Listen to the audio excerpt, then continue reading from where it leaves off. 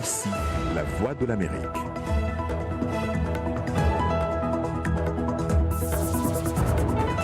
Mesdames, Messieurs, bonsoir. Bienvenue dans Le Monde aujourd'hui. Voici les titres de ce journal. Au Mali, c'est déjà l'attente des résultats du second tour de la présidentielle. Il faudra attendre quelques jours pour savoir qui d'Ibrahim Boubacar Keïta ou de Soumaïla Cissé l'a emporté. Il faut trouver un port sûr à l'Aquarius. C'est l'appel lancé par SOS Méditerranée. Le navire humanitaire qui a secouru 141 personnes vendredi est toujours sans pays d'accueil. Ici aux États-Unis, un an après les violences de Charlottesville, seule une centaine de militants d'extrême droite ont manifesté devant la Maison-Blanche.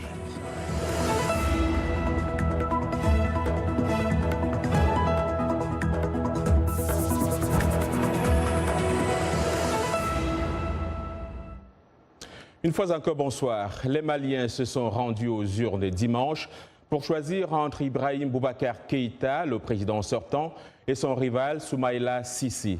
Un second tour qui s'est déroulé avec de légers incidents, nous dit Blanche Sanou. 6 000 éléments supplémentaires des forces de défense et de sécurité avaient été déployés pour ce second tour, venant s'ajouter aux 30 000 hommes déjà en place lors du premier. Nous avions un peu plus de 3,7% de bureaux qui n'avaient pas fonctionné normalement au premier tour. Et au moment où je vous parle, nous sommes à 2,1% de bureaux qui n'ont pas ouvert pour ce deuxième tour. Selon les chiffres officiels, 490 bureaux n'ont pas pu accueillir normalement les électeurs, dont 440 dans la région de Mopti au centre. Les autres bureaux concernés sont situés dans le nord, dont 23 dans la région de Tombouctou, où l'incident le plus grave a été la mort du président d'un bureau de vote. Mais malgré cette menace sécuritaire, les Maliens ont réussi à participer au scrutin sous la surveillance des observateurs de l'Union européenne. Ça s'est bien passé, même si certains incitaient les gens à la violence. Ils se sont rendus compte que le peuple malien n'est pas dupe. Toutefois, les deux candidats se disent confiants sur le choix du peuple, malgré quelques passes d'armes de fraudes électorales entre les deux camps.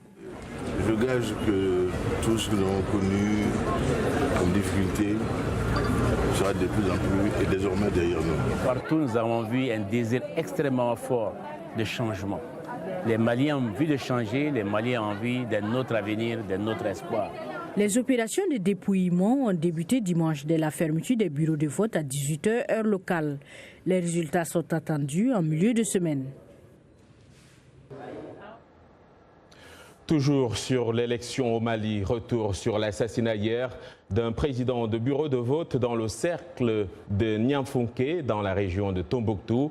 VOA Afrique a joint sur place Sekou Abdul Kader Maïga pour les derniers développements.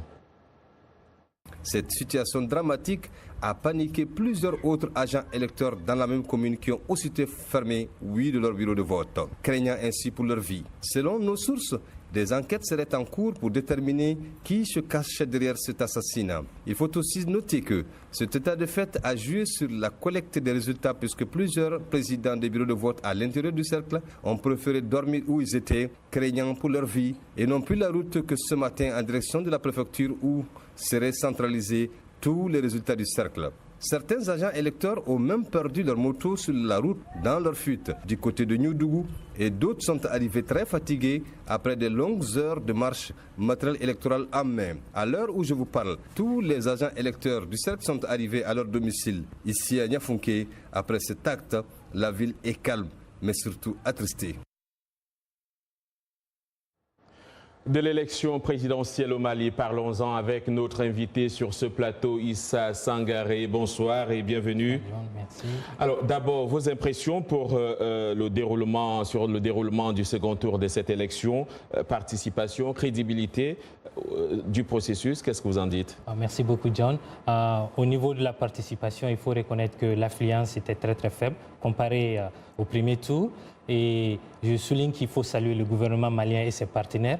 Puis, vu les statistiques, vu tout ce que le Mali a traversé de 2013 à aujourd'hui, ce n'était pas du tout évident l'organisation d'une telle élection. Donc, c'est ça mes impressions. Alors, quel que soit le gagnant de cette élection, le plus grand défi sera la sécurité. Oui. Comment devrait-il s'y prendre? Comme vous venez de le dire, la sécurité reste encore le grand défi, puisque le 29 juin, le QG de la force jointe G5 Sahel qui regroupe le Mali, le Niger, le Tchad et le Burkina Faso a été frappé au centre du Mali à Séwaré, qui a fait plus de 3 morts.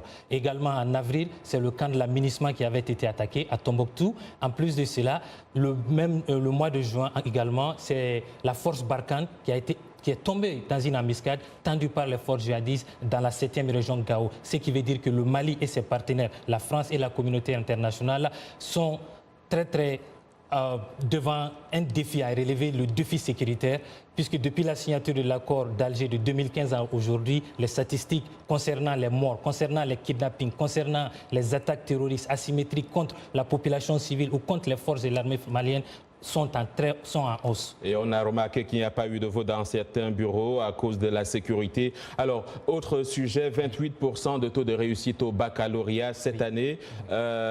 C'est un autre défi qui va attendre le prochain président. Déjà, qu'est-ce qui justifie ce taux si faible? Évidemment, mais on a connu pire. Puisque 2013, 2014, 2015, c'était moins de 18%. Maintenant, nous sommes à 28%. En regardant les statistiques, il y avait plus de 100 000 candidats. Mais ceux qui ont reçu, c'était juste 28 000 personnes. Ça veut dire que le système éducatif malien doit être réformé. Et depuis à la base, et cela concerne 4 volets, c'est ce qu'on enseigne d'abord à la base à nos élèves. 2, le corps professoral. Est-ce qu'ils ont la capacité et la technicité requise pour enseigner le savoir à nos élèves? Et 3, l'État malien doit s'engager à ce que les élèves puissent avoir les livres et les librairies. Comme vous le savez, les librairies et les bibliothèques se comptent sur les bouts des doigts. Et maintenant, le 4e volet concerne l'éducation en général. Il faut vraiment réformer cette éducation afin qu'on puisse avoir des élèves qui ont le niveau, tant au niveau de la base, au niveau primaire qu'au niveau secondaire. Issa Sangaré, on aura l'occasion de suivre tout ça dans les prochains jours après les résultats. Vous êtes auteur et analyste politique. Merci d'être venu. Au Zimbabwe, il faut dépasser la période électorale et embrasser l'avenir. C'est ce qu'a affirmé ce lundi le président Emmerson Mnangagwa dans un discours à l'occasion de la journée des héros de l'indépendance. Le président zimbabwéen a répété que le scrutin avait été libre, équitable, transparent et crédible. Il a accusé l'opposition des violences post-électorales. Voilà, on va aller en RDC. La société civile dénonce une forte criminalité à Lubumbashi, capitale minière et 2e ville du pays. 2 commerçants ont été tués chez eux lors d'un braquage dans la nuit de dimanche à lundi. Au total, 193 cambriolages ont eu lieu depuis le début de l'année, avec 32 meurtres et 56 viols. Des chiffres contestés par le vice-gouverneur de la province du Haut-Katanga, Jean Kalenga Mambepa, qui reconnaît néanmoins l'existence d'un groupe de bandits armés qui commettent des vols, des viols et des assassinats. Au Cameroun, une autre enquête sera ouverte sur une nouvelle vidéo diffusée sur les réseaux sociaux et montrant des exactions imputées à l'armée dans la région de l'extrême nord. Issa Chiroma Bakari, le porte-parole du gouvernement camerounais, a fait l'annonce sur les antennes de la radio d'État. La vidéo tournée avant mai 2016 et diffusée début août selon Amnesty International montre des hommes armés tirant sur une dizaine de personnes non armées. 7 militaires ont par ailleurs déjà été arrêtés dans le cadre d'une enquête relative à une vidéo antérieure très violente.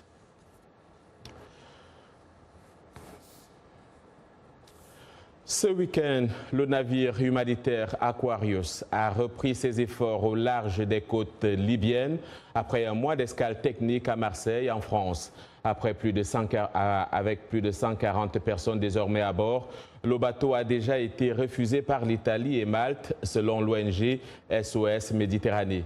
Toutefois, d'autres migrants tentent de réaliser le même voyage. Les précisions avec Lily Erling. Des migrants tunisiens en pleine Méditerranée, naviguant dans une barque en bois, ont dit hier aux secouristes des ONG SOS Méditerranée et Médecins sans frontières qu'ils ne voulaient pas être secourus. Le canot de sauvetage avait cherché le bateau pendant plus de 6 heures, imaginant que les personnes à bord seraient en détresse. Mais une fois localisés, les 9 hommes et 2 mineurs à bord ont déclaré qu'ils ne voulaient pas quitter leur barque.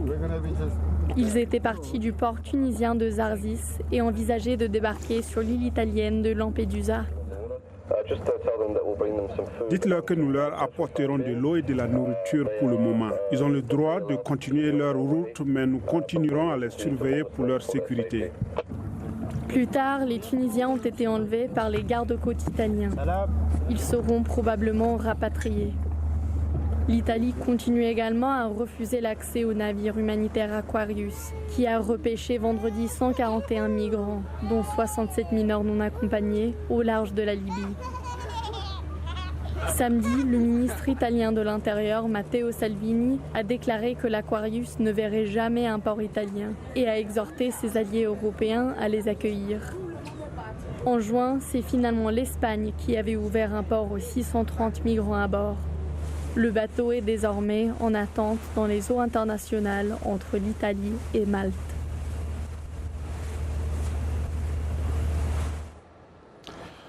Un an après le rassemblement meurtrier des nationalistes blancs à Charlottesville en Virginie, c'est devant la Maison-Blanche, en plein cœur de la capitale fédérale, que les organisateurs du mouvement Unite the Right, Unir la droite, ont transmis leur message. Des contre-manifestants, un nombre beaucoup plus élevé, étaient également présents. Les détails avec Arzouma Compaoré. Dimanche, à peine quelques dizaines de membres du groupe nationaliste blanc Unite the Right se sont rassemblés dans la capitale américaine.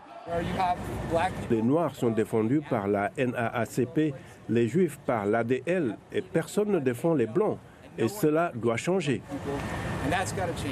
Un an après le premier rassemblement de Charlottesville, les organisateurs avaient cette fois-ci demandé un permis autorisant environ 400 manifestants à Washington. Mais c'est finalement un nombre beaucoup plus réduit qui a fait le déplacement. Les autorités ont séparé les manifestants afin de prévenir toute violence semblable à celle de l'année dernière, lorsqu'un suprémaciste blanc en voiture avait foncé dans une foule de manifestants, tuant une femme. Il est important que d'autres personnes disent que ce n'est pas ce que nous sommes et que nous ne tolérerons pas ce genre de personnes dans notre pays. Ils peuvent retourner d'où ils viennent.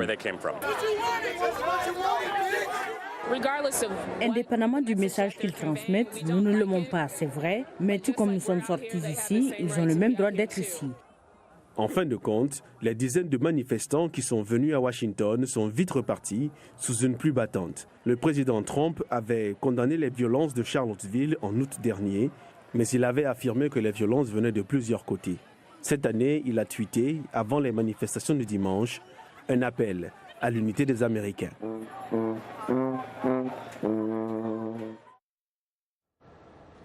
En Turquie, la Banque centrale a annoncé ce lundi qu'elle prendrait toutes les mesures nécessaires pour assurer la stabilité financière alors que la livre turque est en chute libre. Le président Recep Tayyip Erdogan a estimé que cette chute libre résulte d'un complot politique contre son pays. Il a promis de chercher de nouveaux marchés et alliés alors que les relations sont au plus bas entre son pays et les États-Unis. Relations tendues également entre les États-Unis et l'Iran. Le guide suprême iranien Ali Khamenei a affirmé ce lundi qu'il n'y aurait ni guerre ni négociation avec les États-Unis. Les problèmes de son pays étant le résultat, dit-il, d'une mauvaise gestion du gouvernement plutôt que du rétablissement des sanctions. Les propos de l'ayatollah Khamenei semblent écarter tout espoir de dialogue avec Washington après son retrait de l'accord sur l'eau nucléaire iranien conclu en 2015. Vous regardez Le Monde aujourd'hui en direct de Washington sur VOA Afrique.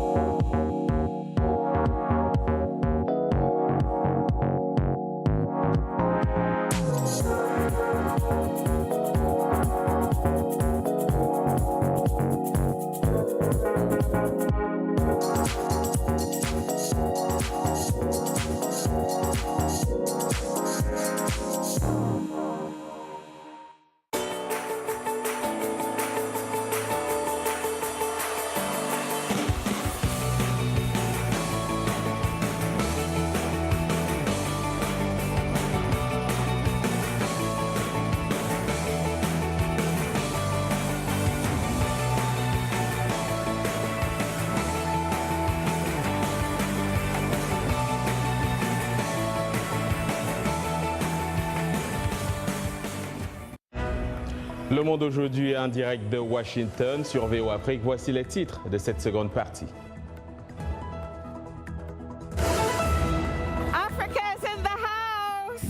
Promouvoir la technologie partout en Afrique, c'est le credo de Rebecca Enonchon. Cette Camerounaise entrepreneur hors pair est notre invitée diaspora. Au Mozambique, la question des grossesses précoces préoccupe les Nations Unies. Le pays affiche un des taux les plus élevés de mariage au monde. Dans ce journal, nous irons aussi en Angleterre où l'expression « se mettre au vert » utilisée dans le football revêt tout son sens avec un club local.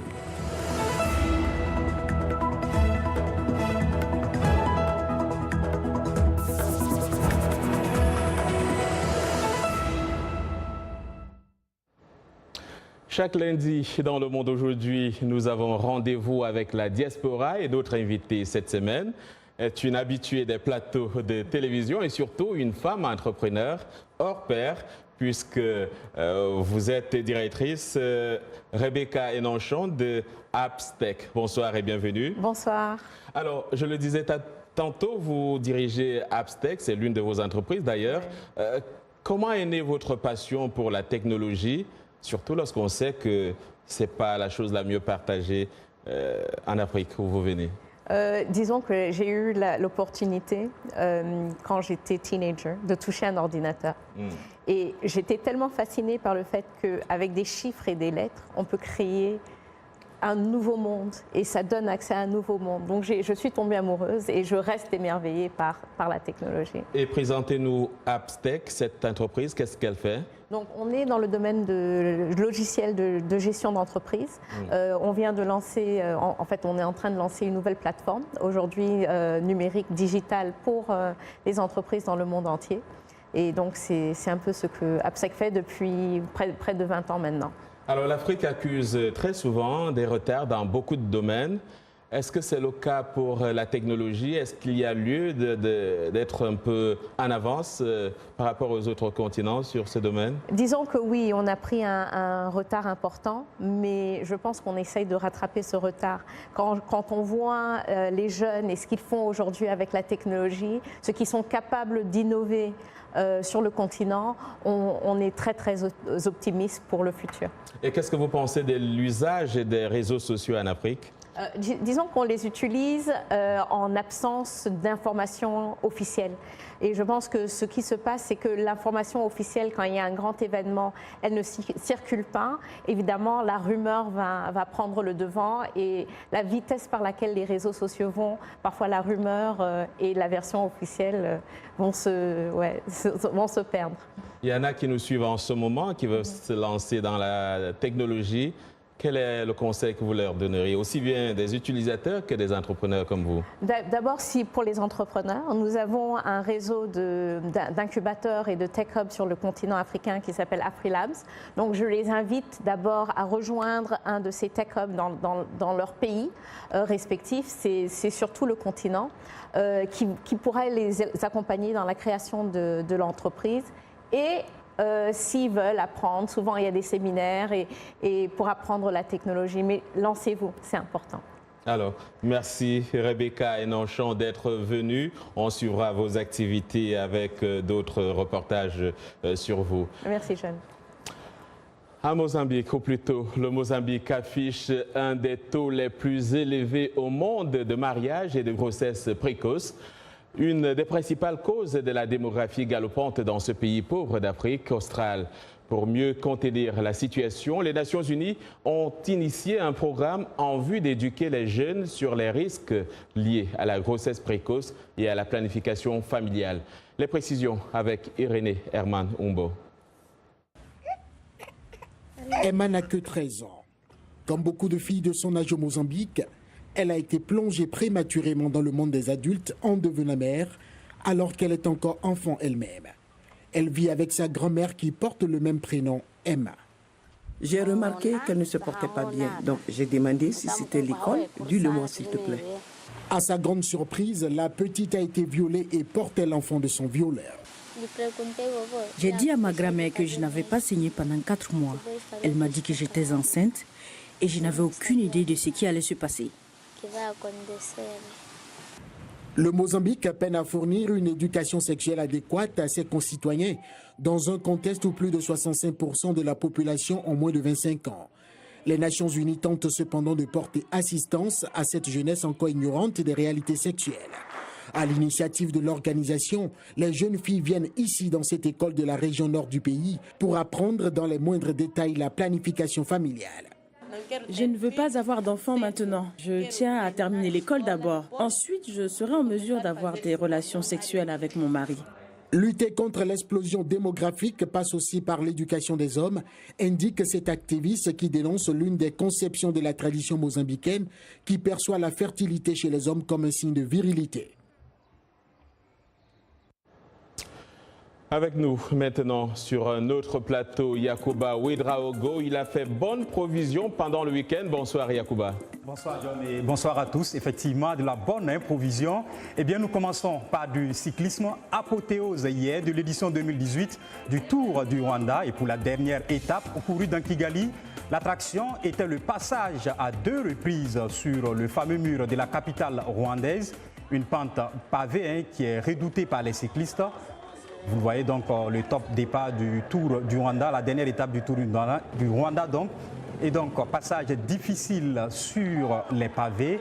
Et au finish, c'est l'Algérien Azzedine Lagab qui s'est imposé au sprint en 2h06 minutes 20 secondes devant l'Espagnol David Rabi Lozano et le Rwandais Didier Mounianessa. Toutefois, au classement général, il n'y a pas eu de surprise. Pour la 5e fois consécutive, eh bien, le Rwanda s'est adjugé le maillot jaune à travers le capitaine de son équipe, Samuel Mugisha. Le jeune coureur de 21 ans a été costaud de bout en bout. Pour lui, c'est un rêve devenu réalité. Suivez plutôt. Yeah, it was my dream to win the Tour of Rwanda, but I don't stop to work hard. It showed me how strong I am, but I win this, but I think for next year. Courage donc, champion du football à présent, le père et le fils, Georges et Timothy Weah, dans l'histoire du Paris Saint-Germain, fils du Ballon d'Or 1995 et actuel président du Libéria, Georges Weah donc, Timothy a écrit une page de sa propre histoire en inscrivant son premier but en Ligue 1 avec le Paris Saint-Germain 23 ans après le dernier but de son père avec le club de la capitale. Du coup, les Weah entrent dans l'histoire en étant seulement le 2e duo père-fils à marquer pour le PSG en Ligue 1 après Jean et Youri Djorkaeff. Le Paris Saint-Germain qui a bien négocié le coup d'envoi de son exercice 2018-2019 en disposant de camp 3-0 au Parc des Princes. C'était aussi le premier match en Ligue 1 pour la nouvelle recrue Gianluigi Buffon qui a assuré dans le but parisien. Son capitaine Thiago Silva ne manque pas d'éloges à son égard. Et donc on va suivre la réaction de Thiago Silva à la fin du match PSG-Caen. Il est incroyable, il a toujours envie de gagner des titres. Je crois qu'il va amener beaucoup de choses positives pour cette équipe. Il est un leader de cette équipe déjà. Je suis content de jouer avec des grandes stars comme ça. Je crois que c'est juste le début. Nous n'avons pas... Des performances rarissimes accomplies hier par l'Algérien Bagdad Bounedjad, un nom donc assez atypique. À l'occasion de la 2e journée du championnat qatari, l'attaquant d'Al Sadd a inscrit un septuplé, s'il vous plaît, lors de la démonstration de son club contre Al Arabi, un match remporté 10-1 par le club de l'international algérien. Donc voilà pour la chronique sportive de ce lundi. Merci Yacouba Ouedraogo. On vous retrouve pour d'autres informations demain, toujours sur ce plateau. En Angleterre, dans la ville de Nashworth, l'expression « se mettre au vert » utilisée dans le milieu du football trouve tout son sens avec le club Forest Green Rovers FC. Cette formation a réalisé son objectif de devenir la première équipe de sport professionnel au monde à fonctionner sans carbone. Découverte avec Mariama Diallo de la VOA, le récit est de Abdourahmane Dia. Ce stade de 2000 places est entièrement alimenté par de l'énergie verte. Dale Vance, président des Forest Green Rovers, a repris le club depuis 8 ans avec comme but de mettre en œuvre des solutions durables. Nous avons des panneaux solaires sur le toit du stand derrière moi. Nous produisons 20% de l'ensemble de notre électricité ici grâce à ces panneaux. Le reste provient des moulins à vent installés partout dans le pays. Nous utilisons aussi des voitures électriques et nous avons un point de charge pour nos fans. Au plan alimentaire, nous consommons bio, ce qui fait la différence avec les autres. Le latéral gauche de 28 ans, Joseph Mills, qui a rejoint le club cet été, s'était beaucoup interrogé sur le régime végétarien de l'équipe. Quand vous parlez à des joueurs d'autres clubs, ils vous posent toujours des questions sur le régime alimentaire de l'équipe. Ils le découvrent pendant la formation et les fans qui viennent voir les matchs goûtent aussi à la cuisine. Ce que j'ai vu et goûté jusqu'à présent est génial. Le menu se fait à base de plantes. Ils disent que c'est vraiment bon, qu'ils ont beaucoup plus d'énergie. Leur corps prend moins de temps pour digérer. Sur la pelouse, le chef jardinier Adam Witchell a échangé sa tondeuse à essence contre une autre qui fonctionne à base du solaire. Nous n'utilisons pas de produits chimiques ni ceux qui contiennent de sous-produits animaux. Tout est fait à base de plantes. Nous essayons de nourrir les microbes dans le sol pour aider à faire croître le gazon. La ville de Nailsworth compte moins de 6000 habitants, mais son petit club de Forest Green Rovers démontre que même le plus petit organisme peut faire une grande différence. Un exemple qui, on l'espère, fera tache d'huile. Restons dans le même registre pour parler en Égypte de ce projet mené par 9 étudiants et qui vise à promouvoir l'énergie propre tout en luttant contre la hausse des prix du carburant. Ces étudiants ont en effet réussi à concevoir un véhicule pneumatique facile à déplacer. Ils ont appliqué une théorie déjà utilisée dans les moteurs de véhicules et qui permet de comprimer l'air et de l'utiliser ensuite pour déplacer le véhicule.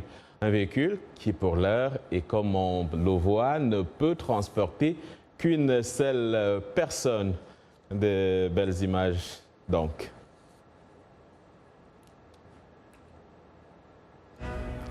Voilà.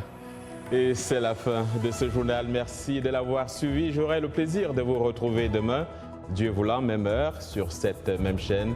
Bonne fin de soirée à toutes et à tous.